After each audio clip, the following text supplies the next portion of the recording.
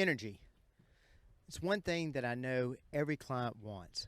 Whether you're coming to see us because of weight loss or to get stronger or even rehab, everybody wants more energy. Well, what if I could tell you a quick way, a quick addition to your existing program that would substantially make a difference in your energy level? We can do that through a finishing set, a quick hit today on the Personalized Fitness Podcast. Good day and welcome to the Personalized Fitness Podcast. Thank you so much for joining us today. Coming to you here from downtown Dog River, one of my favorite places to record a podcast, and talking to you about a quick way to add energy by adding a simple change to any existing program. Now, it's such a quick way that I can actually do this in a quick hit. So this will be a fast podcast. Let me tell you how to get in touch with us if you have any questions. You can reach us at area code 251-278-3343. That's 251-278-EDGE. You can also contact me at Garrett, Garrett, at personaledgefitness.com. That's, of course, our Facebook page and our website, Personal Edge Fitness. And I look forward to hearing from you. Most of our great programs are coming from questions that we have from listeners and from clients. Now, quickly, just to let you know something we've got coming up. This month happens to be Breast Cancer Awareness Month. Then we happen to have a physician, Dr. Carolyn McGugan, that's going to be joining us in a few weeks. I want you to stay tuned for that. She's got some fantastic information concerning exercise and breast cancer. So some things to look forward to. But let's get back to the subject at hand. That is adding energy by adding something simple to your already existing routine. Now, this is something I've actually talked about before. You've heard me talk about the difference between aerobic and anaerobic. Also talking about aerobic capacity versus anaerobic capacity. Aerobic, remember, means with oxygen. So that's an activity that you can do like going for a jog. You're at about 70% of your maximum heart rate. You want to stop, but you can keep going, and you can even typically complain about it because you're able to talk. You've got oxygen. You're with oxygen. Anaerobic is without oxygen. That's sprint, recover, sprint, recover, sprint, recover. It's why Usain Bolt can do 100 meters at that speed, but he can't do it for a mile because he's going to be completely out of oxygen. And that's anaerobic capacity. Now, what I'm going to talk about is adding some anaerobic capacity work to your already existing routine. Now, I've talked about, I like anaerobic capacity workouts, high-intensity circuit training.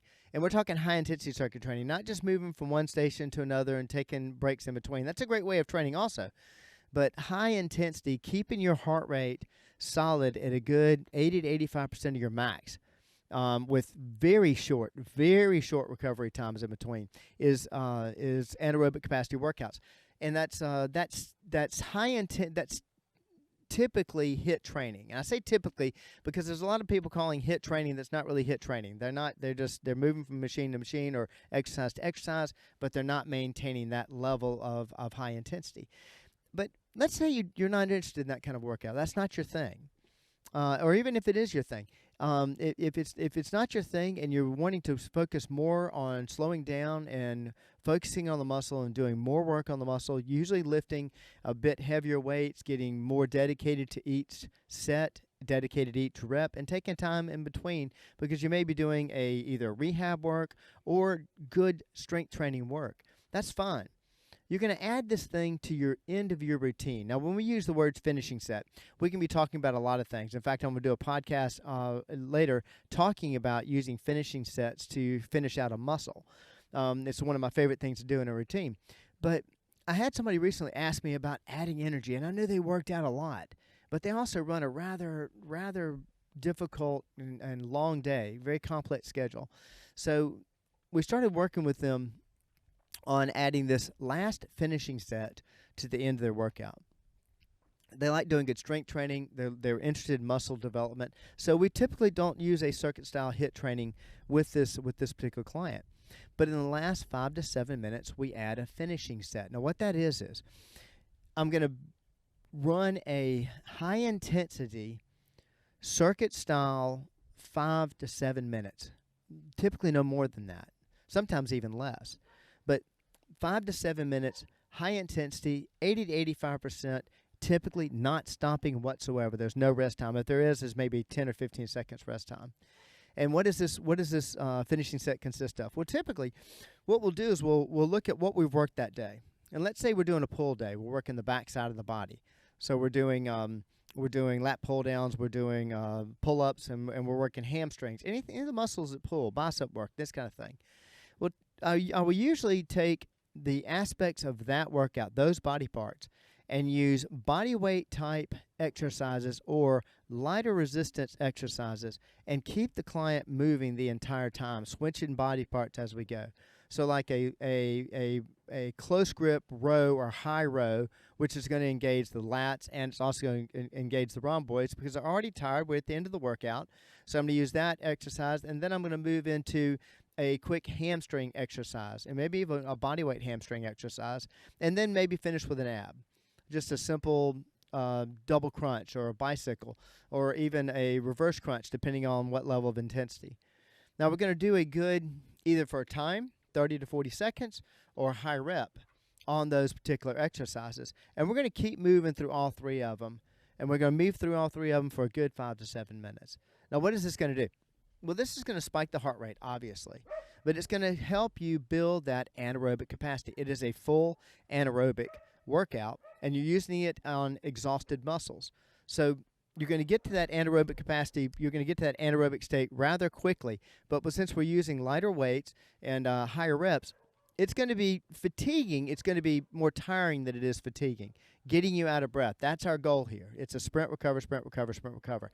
And it's a way to use the same methodology you would use in a outside sprint routine, where you sprint, recover in order to build anaerobic capacity, except for now we're going to do it with resistance training, and you're going to get the added benefit of finishing those muscles off that you've worked that day. It's part of the reason why we call it a finishing set. On top of course, it comes at the end of the workout. Now, what is this going to do? Well, like I said earlier, it's going to increase your anaerobic capacity. And as I said in the podcast I did on anaerobic capacity, I talked about the fact that most endurance athletes, we're finding the value of that is so strong that most endurance athletes now are moving more to an anaerobic-based training instead of, if you're training for a marathon, running mile after mile after mile after mile after mile. If you really want to improve your speed, you're going to add some sprint work. You're going to add speed work in there. Swimmers do the same thing, any kind of endurance athlete. We found this out about 15 to 20 years ago now, and we've been using it to our advantage. I've used it personally. I get the most out of my endurance-based races by doing this, building this anaerobic capacity.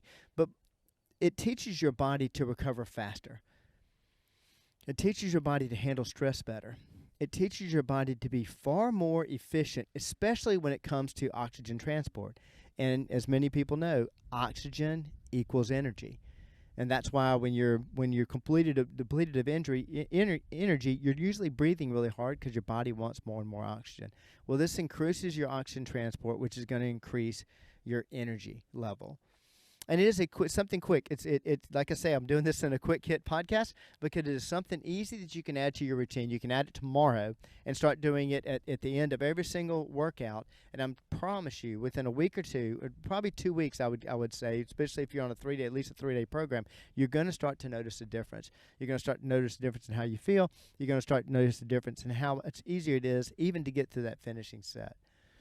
Anaerobic capacity work, it's extremely valuable. I'm a big fan of it, obviously, and this is a way to get it in there even if you don't like that kind of working out. And even if you don't like that heavy hit-based, hit-style type circuit training. Adding energy to your program, just one more way we help you reach your level of wellness. Hey, stay tuned for that breast cancer podcast on exercise and breast cancer. It's going to be fantastic, and I hope you join us then for that one, plus some other good stuff we've got coming up. Thank you for joining me today, and look forward to seeing you in the future.